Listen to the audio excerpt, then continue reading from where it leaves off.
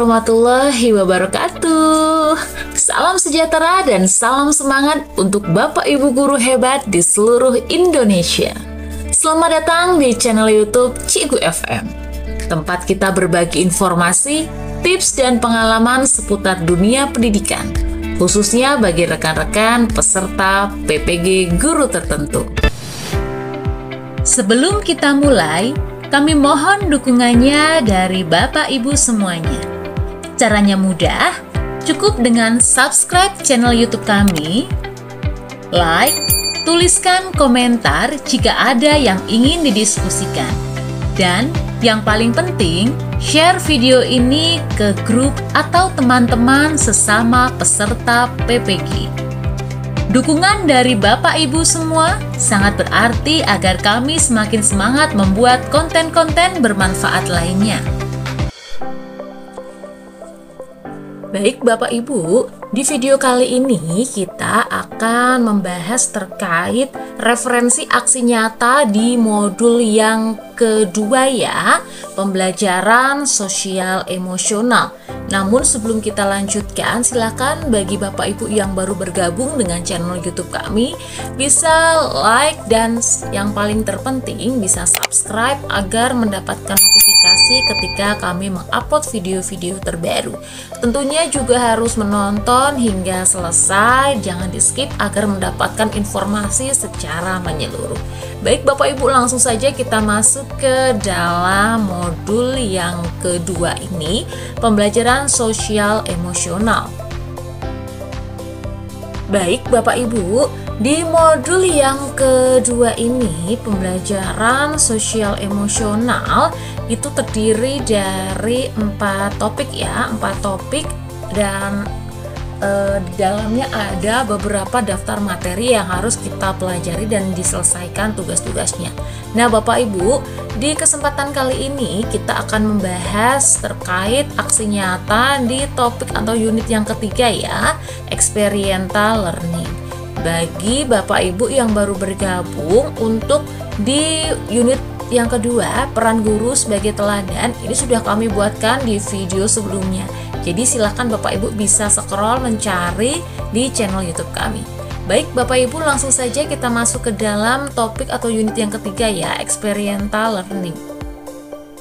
Nah Bapak Ibu, di topik atau unit ketiga ini, experiential learning, itu terdapat beberapa daftar materi ya. Dan di daftar materi tersebut sebenarnya untuk unit atau topik ketiga ini ada 2 aksi nyata Bapak Ibu. Biasanya kan hanya ada 1. Nah, di topik ini ada 2 aksi nyata. Jadi bagi Bapak Ibu yang nantinya membuat jurnal dengan menggunakan lampiran aksi nyata di topik ketiga ini, lampirkan juga jumlah jurnalnya yang berjudul 2 Bapak Ibu. Itu luar biasa sekali, ini spesial sepertinya ya di topik ketiga ini. Aksi nyatanya langsung double begitu. Nah, di mana saja letak aksi nyatanya Bapak Ibu? Di sini Bapak Ibu ya. Di setelah integrasi experiential learning dalam mata pelajaran, di sini ada aksi nyata Bapak Ibu. Nah, ini adalah aksi nyata yang pertama ya. Di topik yang ketiga ini yang pertama, kemudian yang keduanya di bagian ini Bapak Ibu. Di bagian terakhir daftar materi. Nah, di sini juga ada aksi nyata. Jadi ada 2 aksi nyata di topik atau unit ketiga ini tentang experiential learning. Baik Bapak Ibu, langsung saja kita akan berikan kedua referensi aksi nyata ini ya. Jadi jangan lupa untuk ditonton hingga selesai, jangan di skip. Baik, kita masuk ke dalam referensi aksi nyata yang pertama untuk experiential learning. Kita klik. Baik, kita ikuti petunjuk yang ada di aksi nyata experiential learning ini, di mana aksi nyata adalah bagian di mana guru mengaplikasikan apa yang telah dipelajari. Dalam hal ini, guru dapat mengembangkan rencana pembelajaran yang lebih baik, mengintegrasikan sel dengan experiential learning. Jadi di aksi nyata ini Bapak Ibu diminta untuk mengembangkan RPP atau modul ajar menjadi lebih baik lagi dengan cara mengintegrasikan sel dengan experiential learning ya. Kita baca info selengkapnya di tautan berikut ini ya. Silahkan baca dan unduh dokumen di sini. Ya, ini adalah dokumen yang ada di aksi nyata pertama experiential learning. Ini judulnya kok begini ya, tidak apa-apa Bapak Ibu ya, terserah yang buat, tapi intinya ini ada di aksi nyata experiential learning yang pertama. Baik, kita abaikan itu, kita masuk ke tahapan ini ya. Nah, pada tahapan ini Bapak Ibu diharapkan mampu menganalisis siklus pembelajaran experiential learning dalam kelas dan mampu mengembangkan metode pembelajaran experiential learning yang sudah dimiliki. Bagian ini Bapak Ibu akan melakukan 3 aktivitas utama, yaitu merevisi RPP atau modul ajar yang sudah dibuat pada tahap demonstrasi kontekstual berdasarkan umpan balik dari fasilitator. Jadi di tahap demonstrasi kontekstual berarti di bagian ini ya, mulai dari diri M E R D. Nah, di bagian ini penerapan experiential learning dalam pembelajaran ini adalah bagian demonstrasi kontekstual. Di bagian ini kita diminta untuk, nah ini ya, demonstrasi apa yang sudah Anda pelajari supaya kelas Anda menjadi kelas yang positif. Nah, ini kita diminta untuk di demonstrasi kontekstual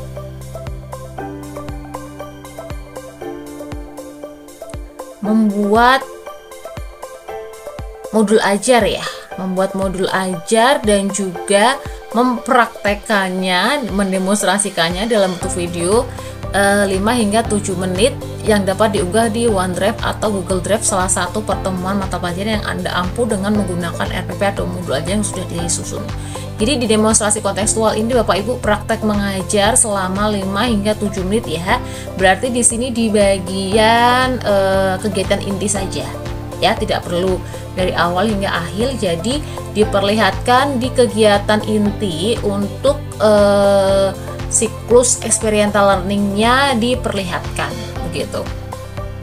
Nah, untuk di bagian aksi nyata itu kita merevisi modul ajar yang sudah kita buat tadi di demonstrasi kontekstual yang juga didemonstrasikan secara nyata dalam bentuk video ya, praktik mengajar selama 5 hingga 7 menit di bagian inti pembelajaran khususnya di experiential learning. Kemudian ini ya, kita menyesuaikan kembali modul ajar experiential learning yang telah dibuat didasarkan pada masukan observer. Jadi masukan-masukan atau saran-saran dari para observer begitu.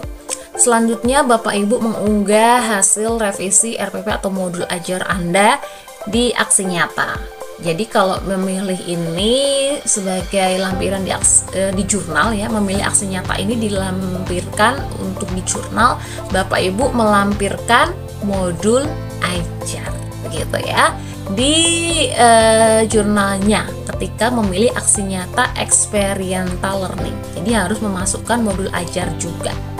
Kemudian setelah merevisi modul ajar, Bapak Ibu diminta untuk ini ya, mengisi tabel refleksi diri terapan experiential learning untuk pembelajaran sosial emosional. Nah, ini ya, diminta melakukan refleksi diri terkait penerapan experiential learning untuk pembelajaran sosial emosional. Nah, mengisi ini ya, refleksi, pertanyaannya dan responnya. Baik Bapak Ibu, langsung saja kita masuk ke dalam referensi aksi nyata yang pertama ya. Aksi nyata yang pertama. Nah, ini tadi ada 2 aksi nyata ya. Kita masuk ke referensi yang pertama. Di 2 aksi nyata Bapak Ibu ya. Ini kita tutup saja dulu. Kita fokuskan ke aksi nyata ya.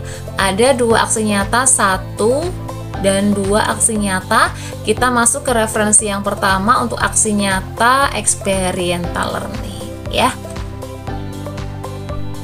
Ya, inilah referensi untuk aksi nyata experiential learning yang pertama Bapak Ibu ya. Seperti biasa, berikan identitas diri, boleh di atasnya, boleh dibuatkan cover tersendiri juga boleh, tidak ada template tersendiri ya, kecuali LPTK memberikan. Baik, yang pertama Bapak Ibu ya, judul tugasnya tugas modul yang kedua, pembelajaran sosial emosional, topik atau unit ketiga, experiential learning, aksi nyata bagian pertama. Baik, ini kami screenshotkan di LMS sertifikasi pendidik ya. Nah, dari sini kita ambilkan dari sini untuk screenshotannya agar kita dapat membedakan ini experiential learning aksi nyata yang pertama atau yang kedua. Baik, ini adalah yang pertama, kemudian kita screenshotkan juga di dokumen tadi ya tugasnya. Ini merevisi modul ajar dengan menggunakan siklus pembelajaran experiential learning begitu. Ini juga kami screenshotkan dari LMS sertifikasi pendidik tadi, dan inilah referensi jawabannya. Baik, berikut ini adalah referensi modul ajar. Kami memilih mencontohkan PPKN ya, kelas 4, bab konstitusi dan norma di masyarakat dengan integrasi pembelajaran sosial emosional atau PSE ya, atau SEL juga sama, melalui metode experiential learning ke dalam kegiatan pembelajaran. Nah, seperti yang kita ketahui Bapak Ibu, dalam model experiential learning ini itu terdapat 4 tahapan ya. Yang pertama construct experience, kemudian reflective observation, kemudian ada abstract conceptualization, and active experimentation.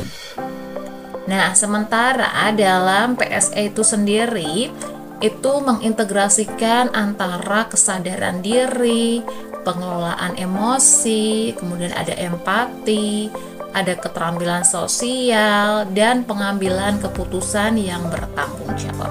Jadi kita mengintegrasikan antara PSE dan juga experiential learning ya ke dalam kegiatan pembelajaran. Baik, untuk revisinya Bapak Ibu ya, untuk RPP-nya untuk di awal-awal masih tetap tidak perlu direvisi begitu ya. Kita fokuskan ke kegiatan pembelajaran. Ya, kita masuk ke kegiatan. Baik, ini Bapak Ibu ya, masuk kegiatan pembelajaran ini tidak terlalu kami buat rinci, intinya experiential learning-nya dan PSE-nya itu terlihat begitu. Baik, kita contohkan di dalam kegiatan pembukaan ya. Nah, tujuannya ini menumbuhkan rasa hormat, empati, dan kesiapan belajar. Ini KSE-nya atau PSE-nya kesadaran sosial dan kesadaran diri. Kemudian Bapak Ibu, yang pertama ada ritual masuk kelas secara mindful atau kesadaran penuh ya. Jadi sebelum memasuki kelas, peserta didik diminta berbaris rapi yang dipimpin oleh satu teman secara bergiliran, bisa setiap hari, bisa setiap minggunya atau setiap bulannya ya, secara bergiliran begitu.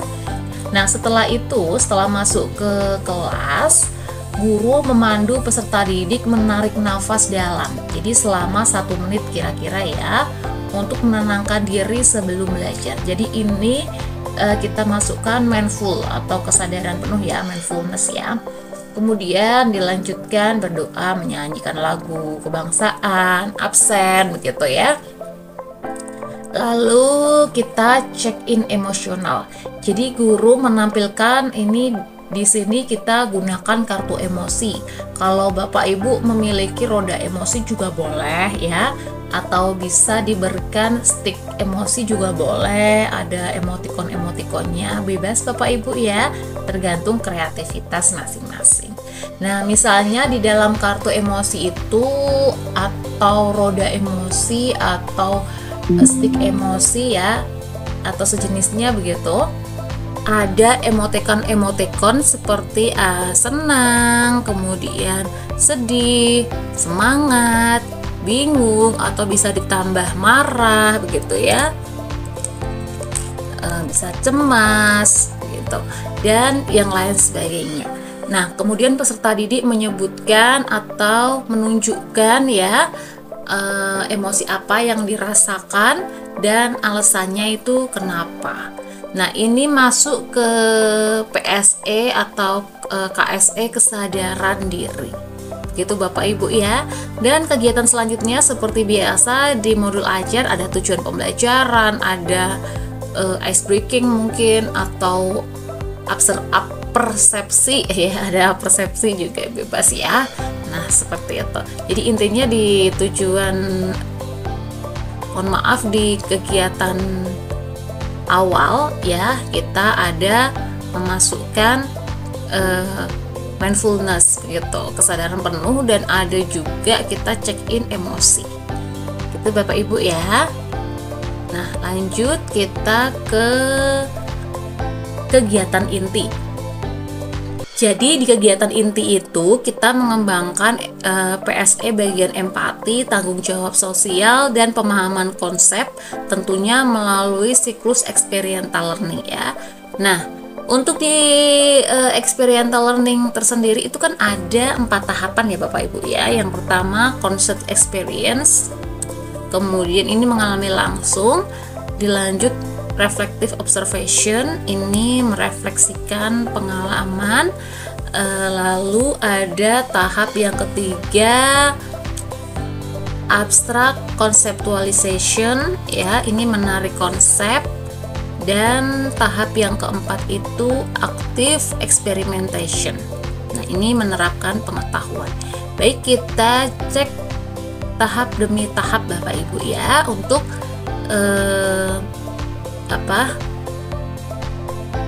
revisi dari saran rekan sejawat atau observer yang sudah memberikan sarannya kepada kita berdasarkan siklus experiential learning dan PSE. Yang pertama di tahap concert experience atau mengalami langsung ya, itu siswa diberikan sebuah video atau bisa melakukan simulasi sosial. Nah, di tahap ini Bapak Ibu, guru bisa menampilkan video atau gambar yang menunjukkan situasi pelanggaran atau kepatuhan terhadap norma. Ini dimasukkan ke materi langsung ya, tapi intinya menggunakan video atau gambar. Misalnya siswa membuang sampah sembarangan versus siswa membuang di tempat sampah. Kemudian bisa juga selain video atau gambar atau simulasi sosial, kita langsung simulasikan atau role play. Bisa tiap kelompok atau siswa begitu ya, memilih adegan dalam video untuk diperagakan kembali. Guru mendorong siswa menampilkan ekspresi dan emosi tokohnya gitu. Lalu Bapak Ibu, tahap yang kedua ada reflective observation ya, atau merefleksi pengalaman. Jadi setelah melakukan simulasi di atas atau melihat video atau berupa gambar, peserta didik itu berdiskusi dengan menggunakan panduan pertanyaan yang diberikan guru. Misalkan apa yang kamu rasakan ketika memerankan peran itu, kemudian apa yang terjadi jika norma tidak dipatuhi, bagaimana perasaan orang lain yang terkena dampaknya, dan pertanyaan lainnya begitu. Kemudian bagikan hasil refleksi ke kelas. Nah, setelah setiap kelompok itu berdiskusi, mereka akan membagikan hasil diskusinya begitu. Guru ini memfasilitasi diskusi dengan active listening dan mengapresiasi tiap sudut pandang. Ini masuk ke PSE ya, keterampilan sosial dan juga empati. Kemudian Bapak Ibu, ketika siswa atau kelompok sudah berdiskusi begitu ya dan mendapatkan hasil diskusinya, guru mengaitkan pengalaman siswa dengan teori, misalkan pengertian norma, macam-macam norma begitu, serta pentingnya norma dalam masyarakat. Lalu Bapak Ibu, setelah mereka berdiskusi ya, guru memberikan LKPD begitu. Tadi tanpa LKPD ya, berdiskusi berdasarkan pertanyaan dari guru begitu. Kemudian anak-anak di tahapan ini diberikan LKPD ya. Jadi mereka nanti akan menyusun contoh bentuk norma dan aturan dalam kehidupan mereka sendiri serta akibat jika norma itu dilanggar. Di sini LKPD-nya dalam bentuk tabel atau bisa juga dengan gambar begitu ya, diberikan gambar, kemudian siswa menuliskan contoh bentuk norma atau aturan di kehidupan mereka, kemudian akibat jika melanggar norma tersebut juga bisa. Kita tekankan pada nilai tanggung jawab dan kerjasama di sini ya, tanggung jawab mengerjakan tugas dan bekerja sama dalam satu kelompok.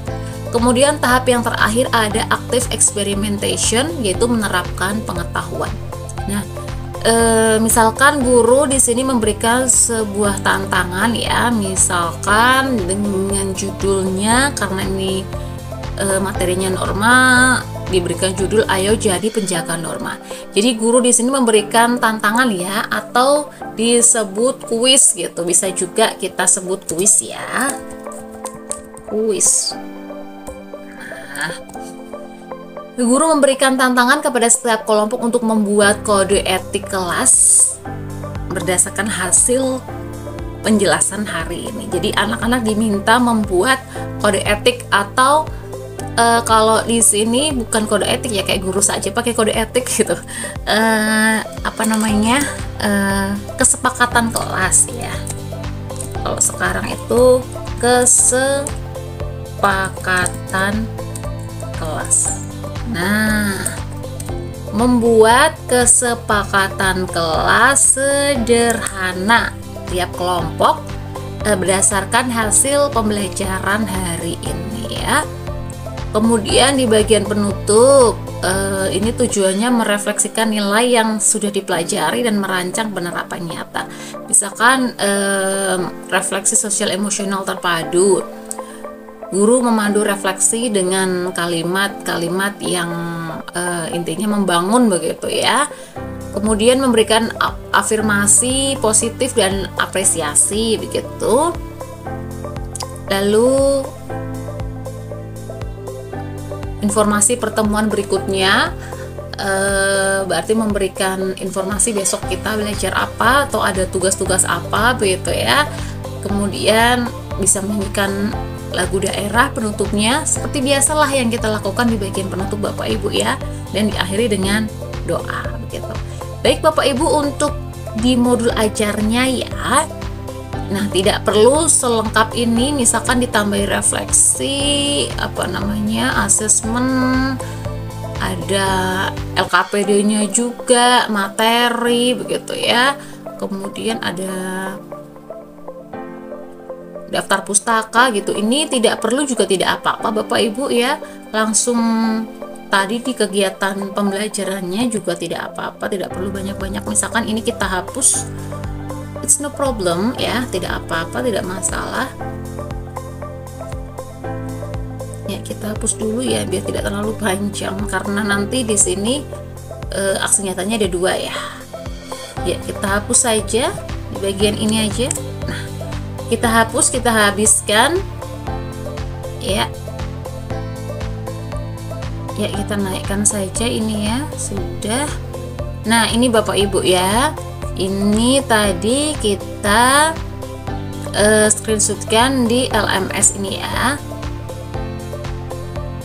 Nah, ini sebelum memperdalam materi integrasi pembelajaran sosial emosional dengan experiential learning beserta perancangannya, Anda dapat diminta melakukan refleksi diri terkait penerapan experiential learning untuk pembelajaran sosial emosional. Nah, ini ya, ini adalah tabel refleksi diri terapan experiential learning untuk pembelajaran sosial emosional. Baik, ini adalah referensi pengisian tabel ya. Nah, bagian refleksi dan respon. Yang pertama, bagi Anda apa yang dimaksud dengan proses belajar yang menggembirakan? Jelaskan indikator menggembirakan tersebut.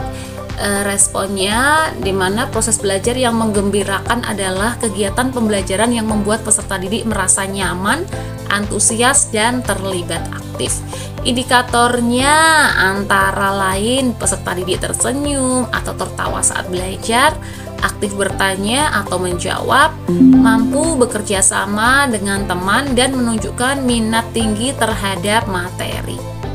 Ya, itu respon pertanyaan pertama. Lanjut pertanyaan kedua, apakah selama ini proses belajar yang Anda lakukan sudah menggembirakan? Berikan contoh. Ya, saya berusaha menciptakan pembelajaran yang menggembirakan dengan menggunakan permainan edukatif dan simulasi. Contohnya, saat mengajarkan norma, saya menggunakan role play yang membuat siswa tertawa, berekspresi bebas, dan memahami peran norma dalam kehidupan mereka. Kemudian Bapak Ibu, pertanyaan selanjutnya ya, bagaimana proses belajar yang perlu Anda lakukan sehingga mampu memotivasi peserta didik? Responnya, proses belajar perlu dirancang agar relevan dengan kehidupan peserta didik, melibatkan emosi positif, dan memberikan kesempatan berekspresi. Metode experiential learning sangat membantu karena siswa belajar dari pengalaman langsung, merefleksi, dan menerapkan dalam kehidupan nyata. Saya juga memberikan pujian dan umpan balik positif. Tadi ya, persepsi, afirmasi positif, begitu ya. Lanjut Bapak Ibu, untuk selanjutnya ya, bagi Anda, apakah tantangan untuk membuat proses pembelajaran menjadi menggembirakan bagi peserta didik? Tantangan utamanya adalah menyesuaikan kegiatan dengan beragam gaya belajar dan karakter siswa, serta keterbatasan waktu dan sarana. Selain itu, menjaga suasana kelas tetap kondusif sambil tetap menyenangkan juga memerlukan strategi tepat dan secara konsisten. Baik, sudah selesai Bapak Ibu ya untuk referensi tabel refleksi diri terapan experiential learning untuk pembelajaran sosial emosional.